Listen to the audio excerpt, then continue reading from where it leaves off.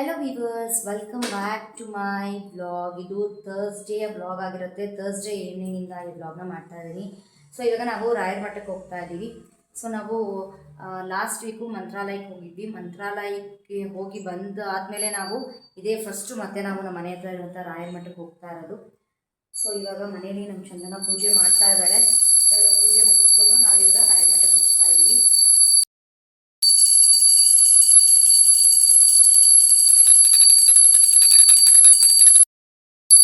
Friends, ಅಲ್ಲಿ ಬೃಂದಾವನದ ಒಂದು ರಾಯರದ್ದು photo ಇದೆ ಅಲ್ವಾ, ಅದನ್ನ ನಾವು ಮಂತ್ರಾಲಯದಲ್ಲಿ ತಗೊಂಡಿರೋದು. ಸೊ ಬೃಂದಾವನದ ಫೋಟೋ ನಮ್ಮ ಮನೇಲಿ ಇರಲಿಲ್ಲ. ಸೊ ಆ ಪಕ್ಕದಲ್ಲಿರೋದು ರಾಯರ ಫೋಟೋನು ಕೂಡ ನಾವು ಹೋದ ವರ್ಷ ಅಲ್ಲ, ಕಳೆದ ವರ್ಷ ತಗೊಂಡಿರೋದು ರಾಯರ ಫೋಟೋ.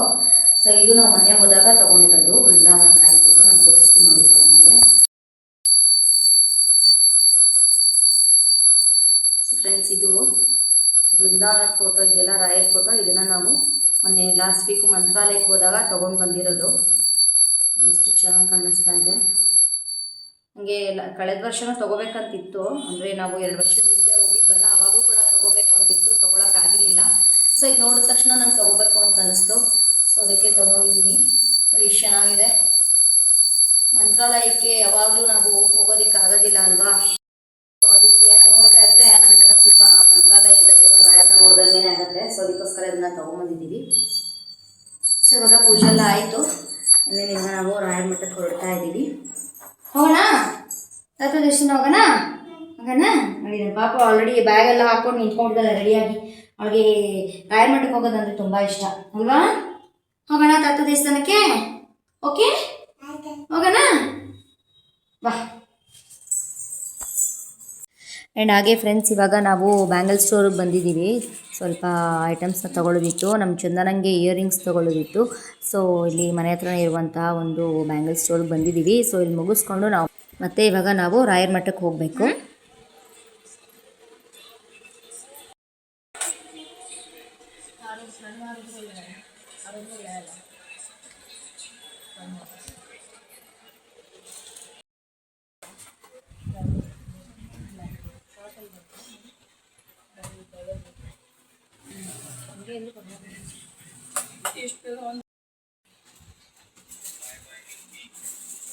ಕಲರ್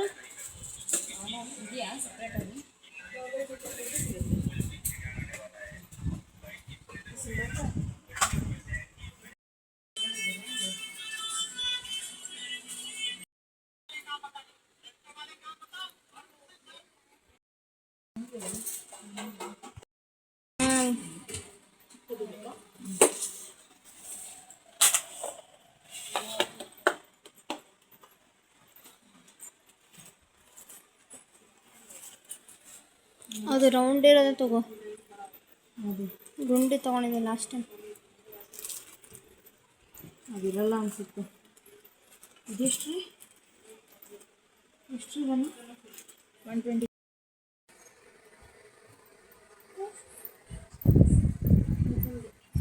ಸೊ ಫ್ರೆಂಡ್ಸ್, ಇವಾಗ ನಾವು ರಾಯರ ಮಠಕ್ಕೆ ಬಂದಿದ್ದೀವಿ. ಇದು ಗುರುವಾರ ದಿನ ಏಕಾದಶಿ ಇತ್ತು.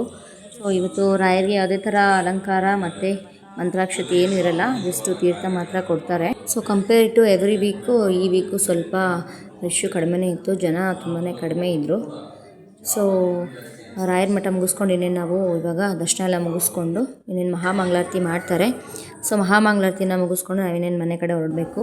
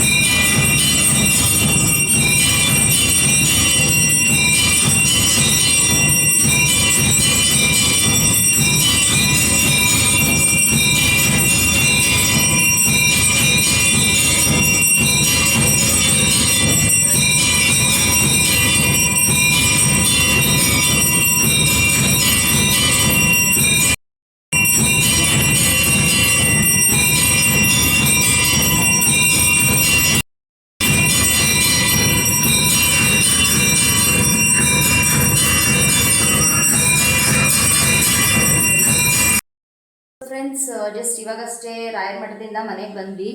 ಸೊ ಇವತ್ತು ಏಕಾದಶಿ ಇತ್ತು. ಸೊ ಹೀಗಾಗಿ ಪ್ರಸಾದ ಮತ್ತು ಮಂತ್ರಾಕ್ಷತೆ ಏನು ಸಿಗಲಿಲ್ಲ, ಜಸ್ಟು ತೀರ್ಥ ಕೊಟ್ಟರು. ನಮ್ಮ ಪಾಪಗೆ ಮಾತ್ರ ಮಾವಿನ ಹಣ್ಣು ಕೊಟ್ಟಿದ್ದಾರೆ.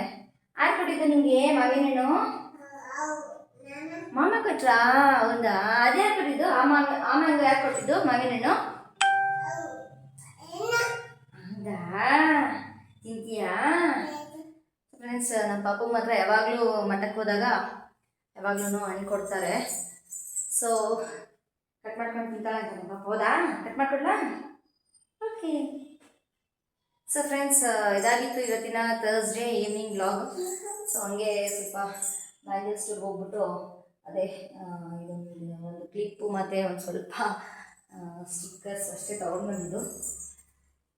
ಸೊ ಇದಾಗಿತ್ತು ನಮ್ಮ ಇವತ್ತಿನ ಒಂದು Thursday evening vlog.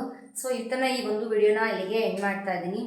So next ವಿಡಿಯೋದೊಂದಿಗೆ ಸಿಗ್ತೀನಿ. Until then take care and thank you for watching. Bye bye. Take care. Bye bye.